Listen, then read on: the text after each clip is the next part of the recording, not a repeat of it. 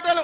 ఇవాళ నేను అడుగుతున్నా చంద్రశేఖరరావు గారిని, 10 సంవత్సరాలు ఈ తెలంగాణ రాష్ట్రానికి 2 సార్లు నువ్వే ముఖ్యమంత్రి కదా, నీదే ప్రభుత్వం కదా, మా జూరాల ప్రాజెక్టు పూర్తెందుకు కాలే, మా కల్వకుర్తి ఎత్తిపోతల కంప్లీట్ ఎందుకు కాలేదు, మా నెట్టంపాడు, మా కోయిల్ సాగరు, మా సంగం బండలో ఒక బండ అడ్డం పడితే 10-15 కోట్ల రూపాయలు ఇవ్వక బండ బగలగొట్టక 10,000 ఎకరాలు పల్లెల్లో ఎడారిగా మారితే నీకు మనసు రాలే, సంగం బండలో బండ వలగొట్టలే. కానీ మేము వచ్చిన తర్వాత ఆ బండ బగలగొట్టి ఆ గ్రామాలకు నీళ్లు ఇచ్చినాం. ఇవాళ కోయిల్ సాగర్, ఇవాళ మీ ఆర్టీఎస్, ఇవాళ ఈ ప్రాంతంలో ఉండే ఏ ప్రాజెక్ట్ అయినా ఎందుకు 10 ఏళ్లలో పూర్తి చేయలే?